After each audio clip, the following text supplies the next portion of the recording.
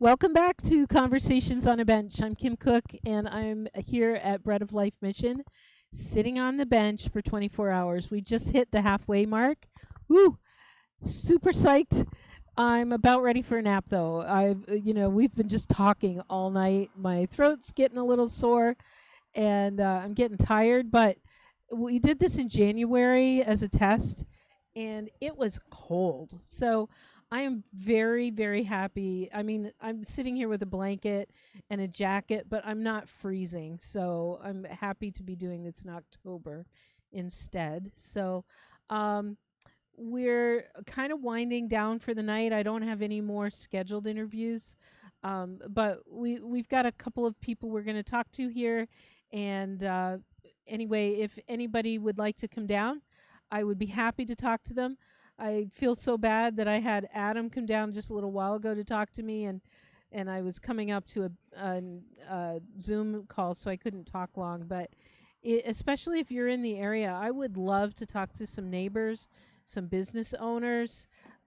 Anytime between now and uh, I've got a few things early tomorrow morning, but like around I think around 8:30 it picks up again.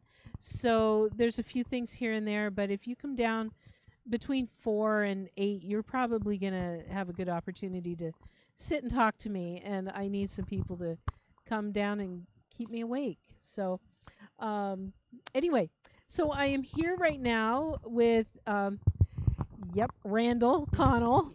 I looked at you and went, Well, Randall welcome to my Connell. life. Everyone Yeah, forgets my no, name, but no. it's all right. It's my brain right now. It's trying to go to sleep. So Randall works on staff here. He's a guest service coordinator.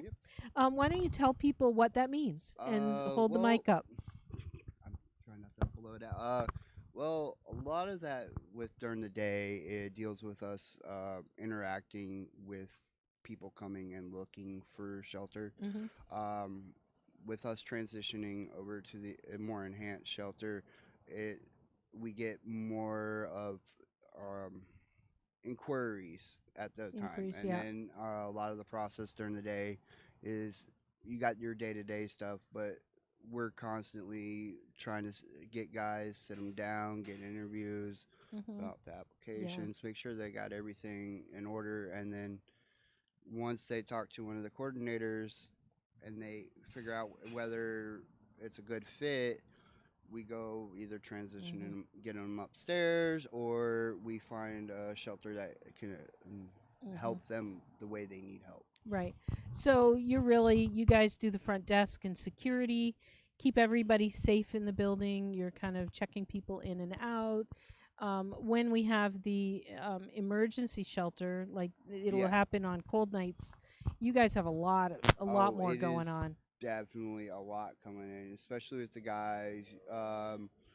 Usually we could. I think we got what 26 beds or No, there's so. up to 40 in the The emergency emergency. shelter. It all Yeah. depends on like how we set them up. But you got 40 guys coming in. They're hungry. They want to Hmm. shower. They they just want to lay down, Many under the and influence. some of them now. And a Hmm. lot of times you're hoping, just hey, go lay down. Here, Hmm. have something to eat, Yep. and you hope for that. It's the worst that's gonna happen in Hmm. the night, Yeah. but it's Yeah. very rare that something really bad Yeah. ever Yeah. You guys ever are there happens. So, to keep that from happening. and one of the key things with that is building a relationship with the guys. Hmm. Like a lot of these guys that I see in the morning now when we hand out donations, they're like they Hmm. didn't even realize that the emergency shelter got shut down. Mm. They're just like, because Well, it didn't get shut well, down. no, It transitioned. transitions, yes. We transitioned to an enhanced model. So like a lot of those guys didn't know, and they're seeing me in the morning. They're like, "Oh, hey, hi, how you doing?" They're like, Yeah, "Oh, right. we love Yeah. your donations that we hand out in the So morning." let's talk about that. We get all of our food, or a lot of our food, from grocery stores, Uh, and it comes in on the truck. But they put food up on the table, like anything we don't need, right? yeah, Snacks, that kind and of thing. usually we'll take all those extra things, and we'll make up about 25 to 40 sack lunches, Okay. and that's those are little things that we can put together on top of giving out pastries and stuff like that. Hmm. So we put that up in the foyer on a table, and people who are out on the streets and in need come by in the morning. So probably when we're talking in the morning, there will be a line. I'm trying to get the right angle across the street here. If you see a line in the morning, that will be Yeah, people lining up to get that food. yeah. And there are other meals in the area, but that's That, breakfast for many a of them. lot of those guys, it's breakfast for them. Mhm. They feel like it's special because it's not just the same meal that they're handing out because we Mhm. give them pastries and stuff. Oh, that's And good. then so like they look forward to that. Yeah. And unfortunately, some of them get a little upset when you don't have pastries, but you just kind of have to give them what you have Give them what and you hope got. for the next day that you Yeah. have something better to give them. Yeah. Yeah. Randall, you came through the program, didn't Yeah. you? Uh, How did you come to be at Bread of Life in the first place? ooh. Um. Well, not to get into a long story, I screwed up my life. Uh, ruined a 16-year marriage. Heavy on drugs. Basically ruined my Mm. life. And then I decided to go west. Mhm. And I broke down, and it was the first time I prayed in like, I want to say 15, 20 years. Mhm. And I prayed for God to give me the strength to find a place to be stable. Mhm. And I think within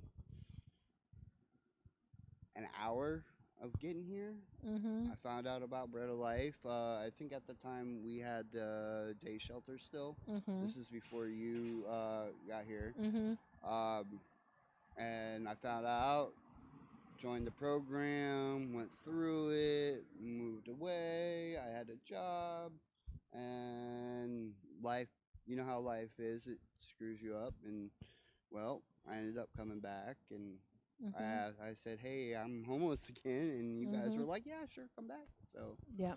I came back through it, and Mhm.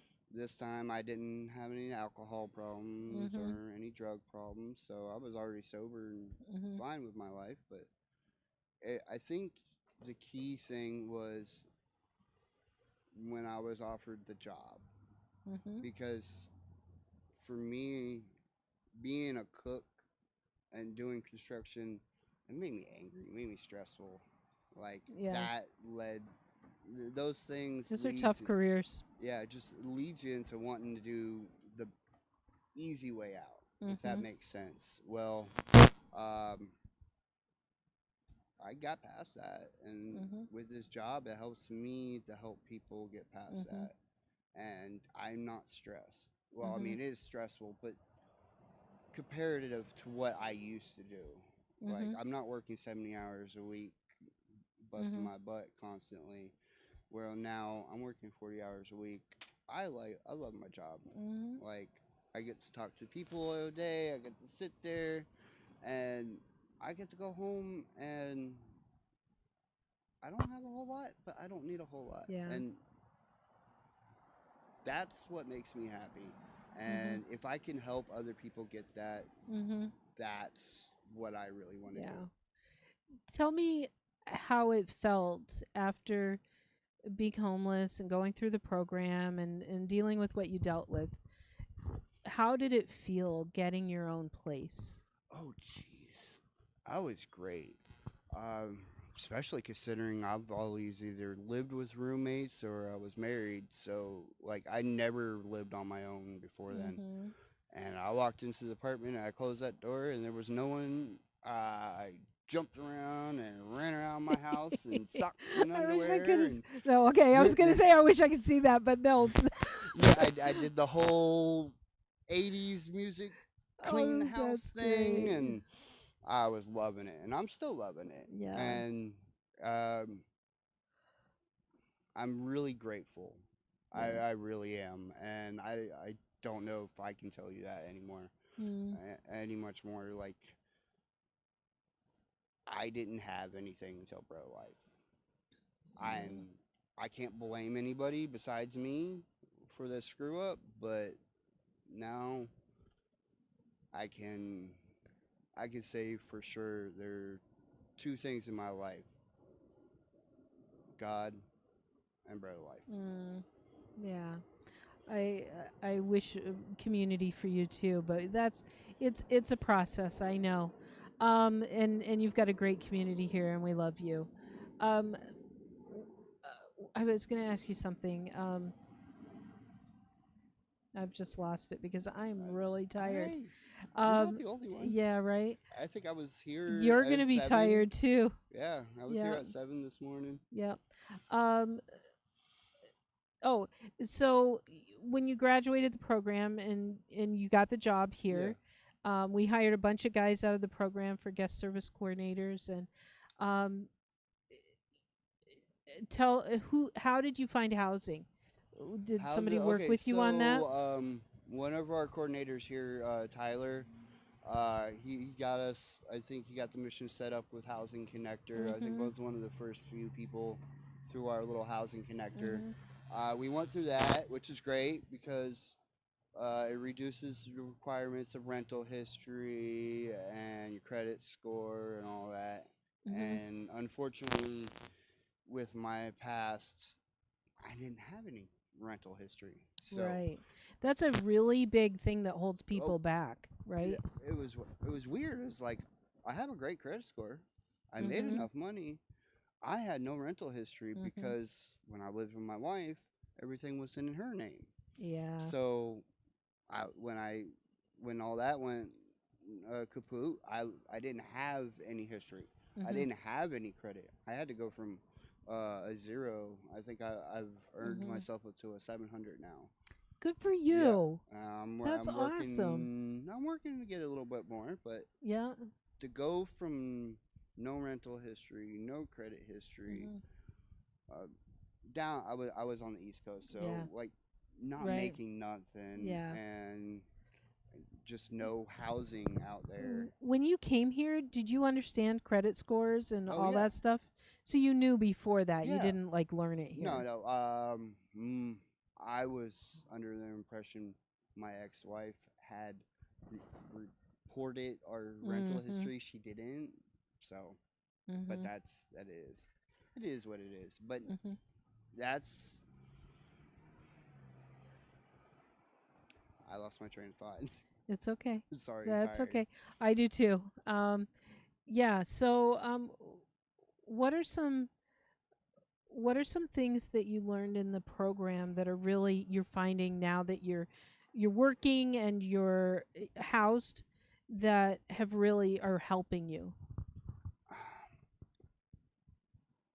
I don't know. For me, it wasn't learning something. I knew what I was doing was wrong. For me, it was getting closer with God Mm. and learning that relationship. That was what I was learning. Mhm. And once I learned that, a lot of the stress just melted Mhm. away.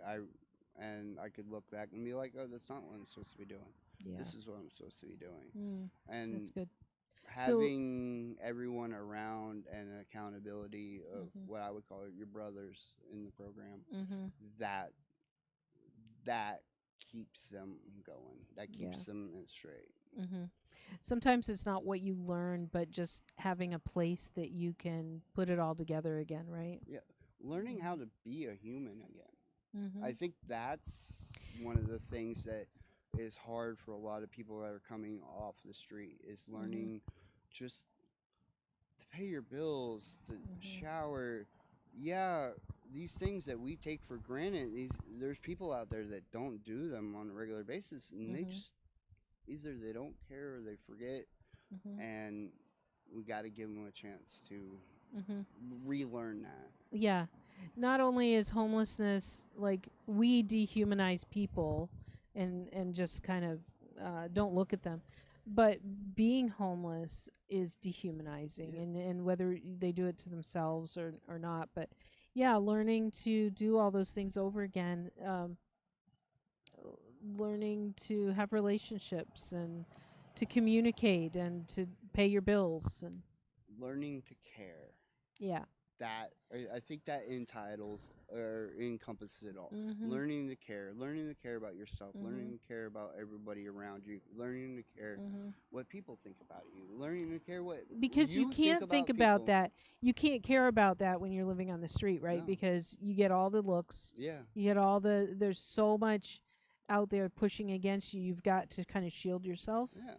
And then when you come in here, it takes a while to shed that shell again. I've seen a couple guys that have come here to the program, and they struggled. They were one of the guys was on the streets for 7 years, Mhm. and unfortunately, he ended up leaving the program on his own. But that's that struggle right there. Yeah. That that mentality, that street mentality. Mhm. That if you can get past, once you get past that, I think that's Mhm. where um, what's the word I'm looking for? More growth. Yep. That it is more growth, the more that you can do with what you have. Right. Because like even when you're in the program, and a lot of these guys, they're smokers. They smoke cigarettes, which Mhm. sucks. Mhm. I'm trying to quit myself. Um, when you're in that program and you don't have any money for a cigarette, you're Right. stressing. You're like, I gotta work, I gotta work, I gotta work, and Yeah. like it's that to get past that. And once you Mhm. can get past that, I think that's where Yeah. the real growth becomes. Yeah. Yeah. Exactly. Anything else you want to share? Um, no, not really. I Okay. mean, Well, I'm kind thanks of for shy being and an here. introvert, Yeah, so you got me right. out here. Yeah. Well, thanks. I really appreciate Well, it. thank you, And Kim, and I appreciate everything y'all did for me, thank and you. I will get back to work. Thanks. No. Go back behind the camera, All right? right, bye. No, yeah. So Randall has been really helpful. We didn't have enough audio volunteers, so he worked today. He's working tomorrow, and he's got a little window of time to sleep in between because he's here tonight. So I appreciate that, and Mhm. I told him, well, you don't have to go home in between. We've got lots of beds here. You can crash before your shift. And what did you tell me? I am going to crash here. Oh, So you yeah, are. so Okay. when I went home earlier, it's because it was during the day. Right. I wanted to take a Yeah. shower, get some warm clothes on before I come set out here. Right. But tonight, I'm probably going to end up Mhm. crashing in one of the But I spare loved bunk. what you said at the time. Do you remember? No, I don't. You were like, I worked really hard for my own place. I want to go back. Yeah, it's true. And so that meant a lot, Yes, Yeah, that it you is did. You something worked I really hard for that. thank you. So, well done.